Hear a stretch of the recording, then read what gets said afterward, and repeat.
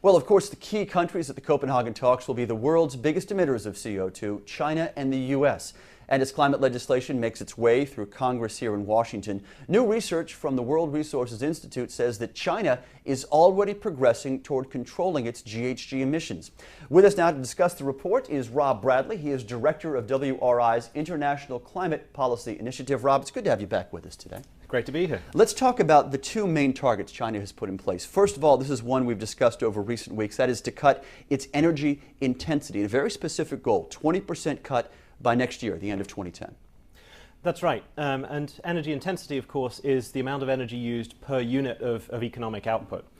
So figuring out whether that is being met means understanding both the dynamics within the energy economy and the sort of trends of the economy as a whole.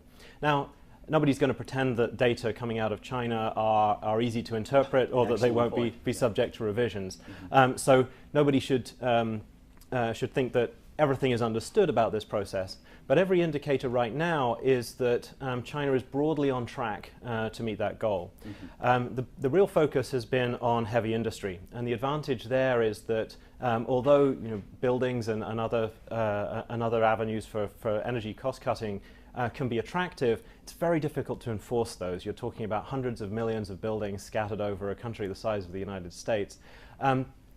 With the heavy industry sector, you can actually get the 1,000 biggest enterprises, and you're covering about half of China's emissions. Well, I think that brings up a good point, Rob, and that is the structure of the Chinese government, the authority it carries, well beyond what the U.S. government can do. And I look at some of the programs that have been implemented, shutting down in 2007 cement plants, about 1,000 of them according to this report, shutting down steel plants, shutting down small power plants. Things are easier to accomplish in China, given their government structure, than they are here. Every country's political situation looks easier from the outside, I think. The US government, of course, has in many cases moved to do just that kind of thing, but through legislation, through regulatory authority.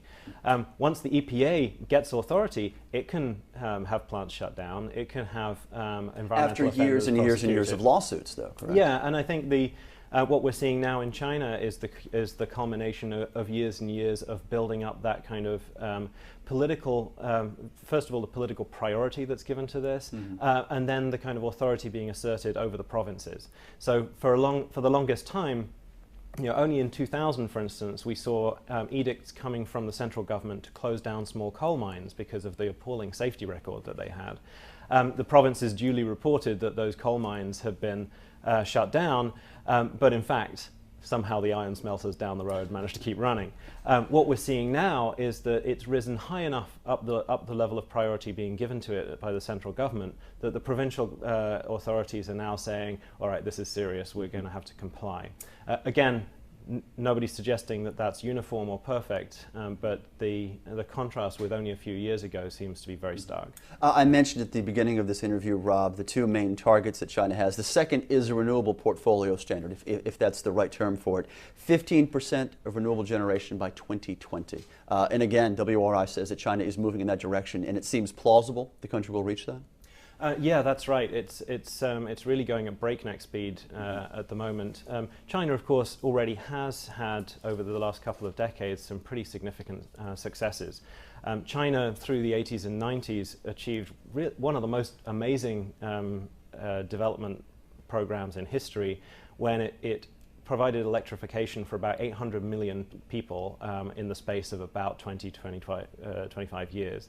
And that was mainly the story of renewable energy. That was small hydro plants that were being put out. And so that's already been a big success story. What we're seeing now is, particularly on wind energy, an enormous expansion. And to a certain extent, the limiting factors there are, how fast you can build the roads out to the wind farms and how fast you can get them hooked up to the grid.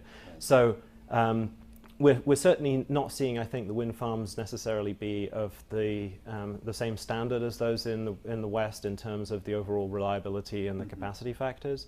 And one of the things that I think China might look to improving in the way it frames this is it might want to focus more on the amount of electricity it's getting out rather than the number of plants being installed. But even taking that into account, China's probably putting up renewable energy faster than anywhere else in the world right now, certainly up there with the United States and the European Union. One of your special areas, Rob, personally, is that of energy efficiency. And while China's production and construction of coal plants is vilified so often over our shoulders at the U.S. Capitol, especially by those who don't want a carbon cap or at least a cap and trade here in the U.S., the WRI analysis points to the fact that coal-fired plants being constructed in China are different, especially efficiency-wise, than what we have here in the U.S. We reckon that the average coal plant in China is now more efficient than the average coal plant in the United States. Okay, when you get into averages, what are you talking about? Well, exactly? so obviously a lot of coal plants that exist have been built over the last 20, 30, 40, even 50 years. Mm-hmm. So both countries have some legacy stock that is pretty old. Of course, China is growing rapidly, and so a greater proportion of its coal plants are newer and therefore more efficient. But even taking that into account, the average efficiency of new coal plants in the United States has actually declined since the 1970s. In China, they're building what are known as ultra-supercritical coal plants, which is a pretty cheesy title, but it's kind of the cutting edge in terms of coal plant efficiency. None of these are being built in the United States, but China is building them at breakneck speed. Now that's the caveat. Of course, China is putting up coal plants that are much more efficient than those being put up in the United States, but the rate at which they're being put up is still high. Much more prolific, exactly. Rob, final question, looking ahead to Copenhagen as we all are, is this increase or improvement by China in terms of its reducing its GHGs or getting them under control, maybe a better term, enough to spur an international agreement, or are you still maintaining that the U.S., being the only country without a significant plan in place, is still the linchpin of an agreement? I think both of them are clearly going to be needed. Our assessment is that really most of the major countries now, both industrialized and developing countries, have something on the table which is pretty serious.